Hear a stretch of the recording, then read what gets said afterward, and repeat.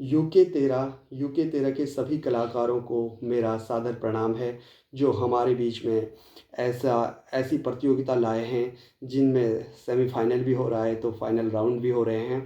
तो इसके लिए मैं इन सभी कलाकारों का सादर जो है अभिनंदन करता हूं, जिन्होंने हमें ऐसी प्रतियोगिता दी है। और जैसा कि आपने मेरी पुरानी गढ़वाली कविता को व्यूज़ देकर, प्रेम देकर, आशीर्वाद देकर मेरी कविता को इस मुकाम तक पहुंचाया था कि मैं आज फाइनल राउंड खेल रहा हूं, तो उम्मीद है आप इस कविता को भी यही प्रेम और आशीर्वाद देंगे। और वैसे भी हारने जीतने में वो मज़ा नहीं है जो खेलने में मज़ा है। तो खेलते रहिए और खेलने में बड़ा आनंद आता है। तो आइए शुरू करते हैं। कविता का शीर्षक है मैं कैसा भारत चाहता हूँ। तो शुरू करते हैं।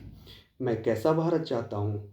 मैं ऐसा भारत चाहता हूँ जिसकी कल्पना श्री राम ने की थी। मैं ऐसा भारत चाहता हूँ जिसकी कल्पना श्री राम ने की थी। मैं ऐसा भारत चाहता हूँ जिसके लिए महाभारत कृष्ण भगवान ने की थी। मैं ऐसा भारत चाहता हूँ जिसकी कल्पना श्री राम ने की थी, जिसके लिए महाभारत कृष्ण भगवान ने की थी। मैं कैसा भारत चाहता हूँ। मैं कैसा भारत चाहता हूँ।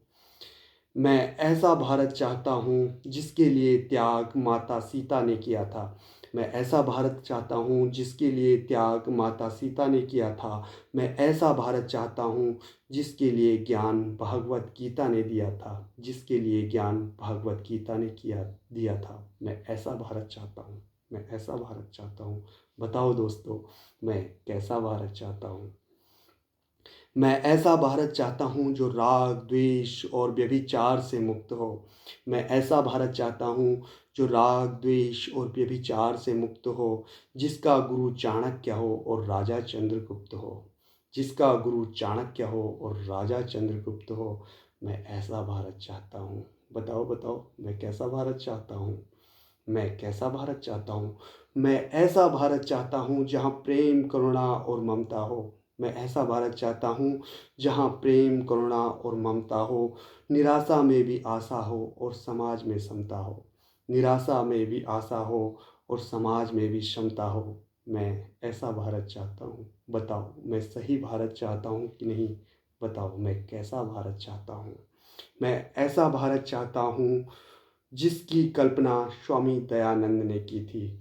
मैं ऐसा भारत चाहता हूँ जिसकी कल्पना स्वामी दयानंद ने की थी। मैं ऐसा भारत चाहता हूँ जिसकी रचना विवेकानंद ने की थी। जिसकी रचना विवेकानंद ने की थी।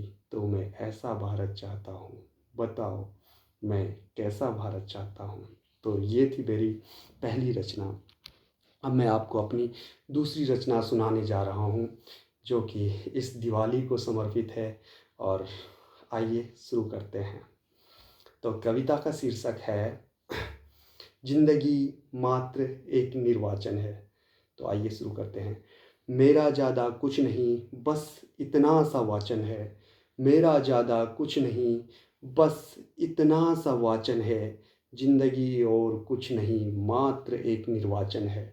जिंदगी और कुछ नहीं, मात्र एक निर्वाचन है। मेरा ज़्यादा कुछ नहीं, बस इतना सा वाचन है। चलो चलते हैं त्रेता युग में। चलो चलते हैं त्रेता युग में, वहाँ भी निर्वाचन है। चलते हैं त्रेता युग में, वहाँ भी निर्वाचन है। एक तरफ एक तरफ दशानन है तो एक तरफ पुरुषोत्तम है। एक तरफ दशानन है तो एक तरफ पुरुषोत्तम है। आप किसके साथ खड़े हैं, ये आपका निर्वाचन है। ये आपका निर्वाचन है। आइए चलते हैं द्वापर में। आइए चलते हैं द्वापर में है, वहाँ भी निर्वाचन है। आइए चलते हैं द्वापर में, वहाँ भी निर्वाचन है। दुशासन का शासन है तो भागवत का वाचन है। दुशासन का शासन है और भागवत का वाचन है। आप किसका अनुसरण करते हैं, ये आपका निर्वाचन है। ये आपका निर्वाचन है। चलो चलते हैं कलयुग में। चलो चलते हैं कलयुग में, वहाँ भी निर्वाचन है। चलो चलते हैं कलयुग में, वहाँ भी निर्वाचन है। अब वहाँ भी निर्वाचन है।